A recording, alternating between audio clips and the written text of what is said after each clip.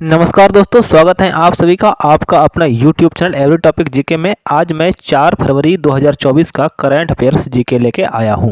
पहला प्रश्न है, हाल ही में किस राज्य में चौथे रूसोम ऑरेंज फेस्टिवल 2024 का आयोजन किया गया है? बहुत इंपॉर्टेंट क्वेश्चन है। आंसर हो जाएगा इसका ए, नागालैंड। नागालैंड के कोहिमा जिले में स्थित रूसोम के सरम्य गांव में रूसोम ऑरेंज फेस्टिवल के चौथे संस्करण के शुरू होते ही संतरे के जीवंत रंग में साइट्रस की सुगंध ने हवा को भर दिया। लगभग 34,000 उपस्थिति लोगों के साथ इस वर्ष के कार्यक्रम में सर्वोत्तम जैविक उत्पाद, सामुदायिक भावना और ग्रामीण उद्यमिता का प्रदर्शन किया गया था। इस प्रकार ये बहुत महत्वपूर्ण है। दूसरा, अजाली असोमनी किस देश के चौथे बार राष्ट्रपति चुने गए हैं? अजाली असोमनी। आंसर हो जाएगा बी, कोमोरोस।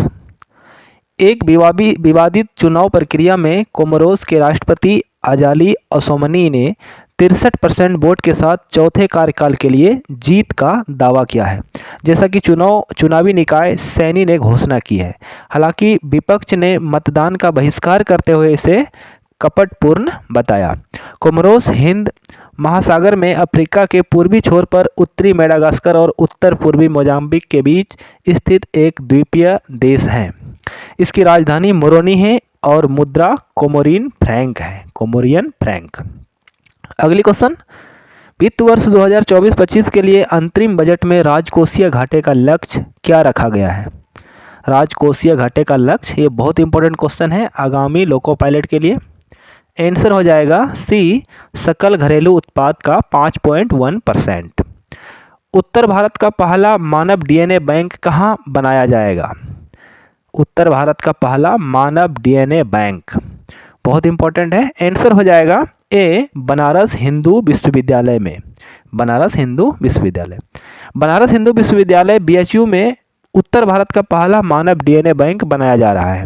बीएचयू के जंतु विज्ञान विभाग के ज्ञानेश्वर लैब में 30 जनवरी 2024 को ऑटोमेटेड डीएनए एक्सट्रैक्टर मशीन लगाई गई है।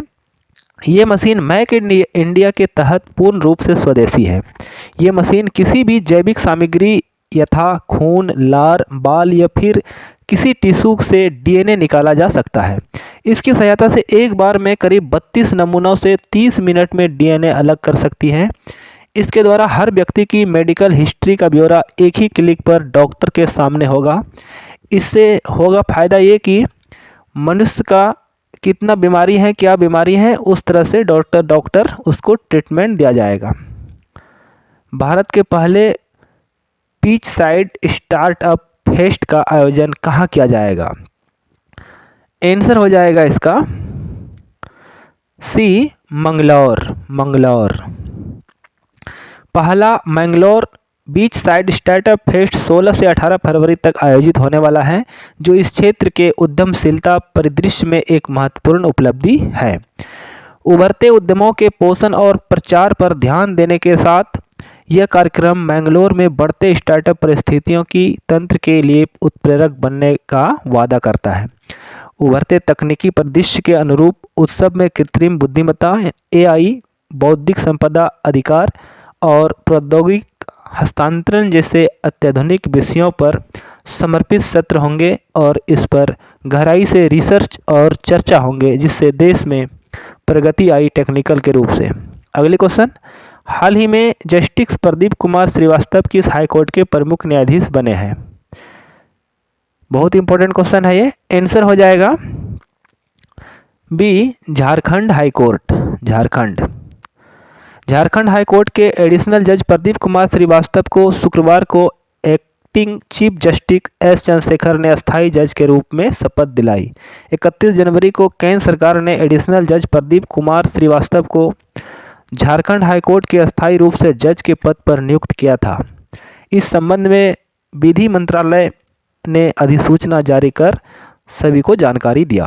अगले क्वेश्चन, टीएचडीसी इंडिया लिमिटेड ने कहाँ ग्रीन हाइड्रोजन पायलट परियोजना का उद्घाटन किया है? ग्रीन हाइड्रोजन पायलट, बहुत इंपॉर्टेंट है ये।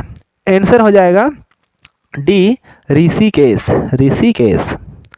26 जनवरी 2024 शुक्रवार को डीएचडीसी के ऋषिकेश कार्यालय परिसर में इलेक्ट्रोलाइजर एंड फ्यूल सेल आधारित ग्रीन हाइड्रोजन पायलट प्रोजेक्ट का उद्घाटन अध्यक्ष एवं प्रबंधक निर्देशक आर.के. बिश्नोई ने किया। उन्होंने कहा कि पायलट प्रोजेक्ट एक मेगावाट रूफटॉप सोलर प्लांट से इनपुट ऊर्जा प्राप्त करके दैनिक आधार पर 50 किलोग्राम की ग्रीन हाइड्रोजन का उत्पादन प्रतिदिन होगा। यह ऊर्जा के क्षेत्र में महत्वपूर्ण कार्य है। भारतीय नौसेना ने किस वर्ष को नौसेना असैन्य वर्ष घोषित किया है? 2023, 24, 25 या 26? आंसर हो जाएगा बी, वर्ष 2024 को। भारतीय नौसेना ने नागरिक मानव संसाधन प्रबंधन के सभी पहलुओं का समाधान करने के क्रम में वर्ष 2024 को नौसेना असैन्य वर्ष के रूप में घोषित किया है। ऐसा भारतीय नौसेना ने नागरिक मानव संसाधन प्रबंधन में नौसेना के असैन्य लोगों के प्रशासन, दक्षता और कल्याण में होने वाले सुधार को ध्यान में रखकर किया है। अगली क्वेश्चन है, हाल ही में दुनिया के सबसे बड़े मेथनॉल संचालित जहाज का नाम क्या है? मेथनॉल संचालित जहाज बहुत ही इंपॉर्टेंट है। आंसर हो जाएगा एनए मार्सक। एनए मार्सक। मार्सक एक समुद्री दिग्गज कंपनी ने हरित हाइड्रोजन से प्राप्त हरे मेथनॉल द्वारा ईंधन प्राप्त एक अभूतपूर्व कंटेनर जहाज एनए मार्शल का खुलासा किया है। स्थिरता की दिशा में एक महत्वपूर्ण कदम में समुद्री टाइटन मार्सक ने अपने नवीनतम चमत्कार एनए मार्सक का अनावरण किया, जो हरित हाइड्रोजन से प्राप्त ग्रीन मेथनॉल द्वारा संचालित एक परिवर्तनकारी कंटेनर पोत है। कांगो नदी को और किस नाम से जाना जाता है? कांगो नदी को। इस सवाल का जवाब आप सभी को कमेंट बॉक्स में देना है। अंत में आप सभी से निवेदन है कि यदि आप हमारे चैनल पर नए हैं तो हमारा YouTube चैनल को सब्सक्राइब करें, अपने दोस्तों में शेयर करें, वीडियो को लाइक करें, कमेंट जरूर करें।